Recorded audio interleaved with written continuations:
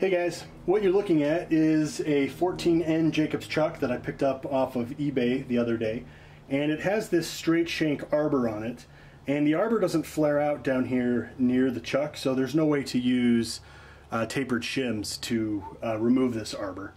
I saw a lot of videos on YouTube of people trying different things, trying to get the arbors off. Some ideas are probably just to chuck this up in the lathe and to machine a groove down here. And then I could use the tapered shims. I still might do that. But I hadn't seen anybody try this, and I don't know why, but I'm going to try it. I welded a bolt and a nut onto the top of the arbor. Now this was glass hard, so the welds will probably break and this will probably fail, but if it works, then this is one more potential way you could get your arbor off of your chuck. So I don't know what bolt this is. It was just something random that I had. And I needed it to be small enough that I could slide a piece of pipe over it, this piece of tubing here. And then I took some washers and I welded 3 washers together. You probably can't see those very well. And then I cut them in half on the bandsaw, and those are going to go just like this. And then the idea is now I can turn this nut and hold the bolt still, and it should suck the arbor out of the chuck. So we're about to find out if that's going to work. Alright, so whatever size bolt this is, it takes a 3/4 inch socket and a 3/4 inch wrench. And let's see, I think we want to go this way.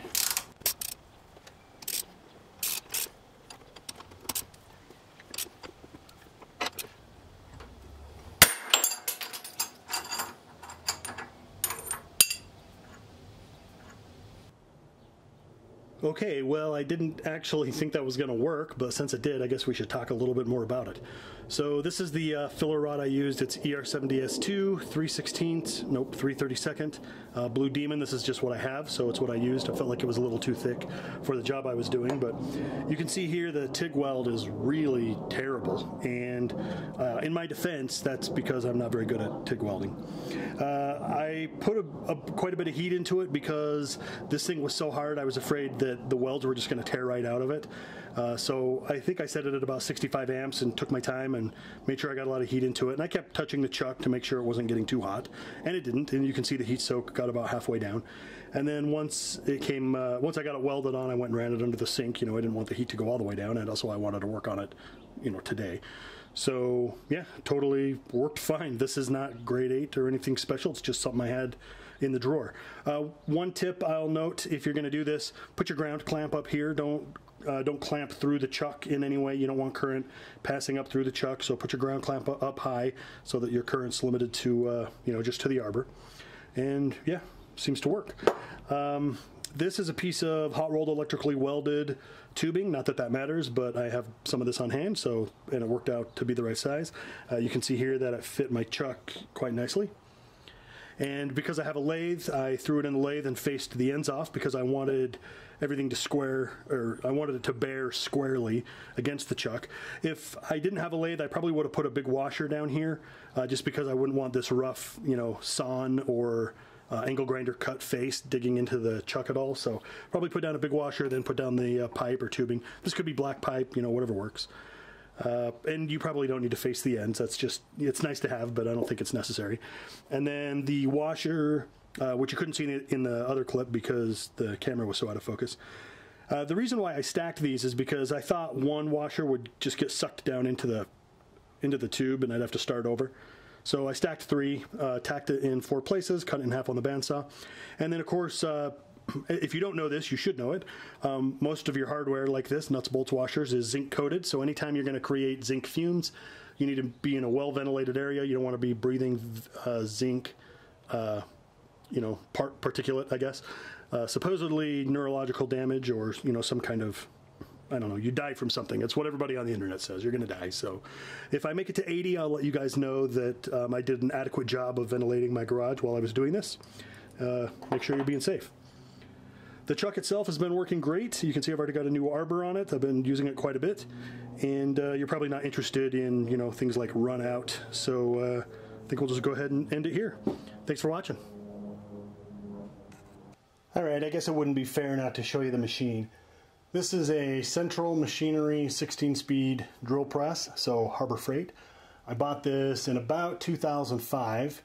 So I've got this set up with a 10th indicator. That's a 1/10 of a thousandth.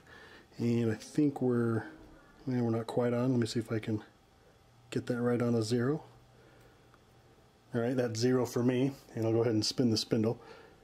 Now I have taken the belts off so I can spin this freely. And you can see here we're going from about, I don't know, anywhere from 0 to +2, or maybe we're +1 to +3, somewhere in there. Let's see if we can get that a little closer. All right, I saw -1, +1, I don't know, 2/10. So that's a 1/5 of a thousandth. I'm going to say that's pretty good for a 15-year-old Harbor Freight drill press. All right, here we are with a 1/2-inch dowel pin. We got the chuck installed, and just wanted to see what we can expect out of this. I don't want to see what it's at down at the bottom of the pin because I don't want to amplify whatever run out there is. I just want to see what it looks like.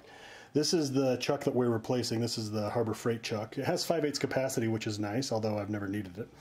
I'm replacing it because it just won't hold on to drill bits. It doesn't matter how tight you tighten them, it doesn't matter which lug, or if you use all 3, it just will not hold on. So hopefully we'll have a little bit more success with the 14N Super Chuck, and this can be rebuilt if needed, so that's kind of nice. All right, let's give it a spin and see what we've got here.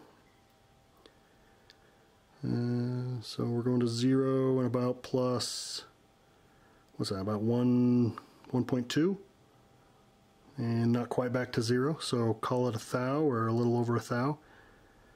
Yeah, I don't have any problem with that. Set that.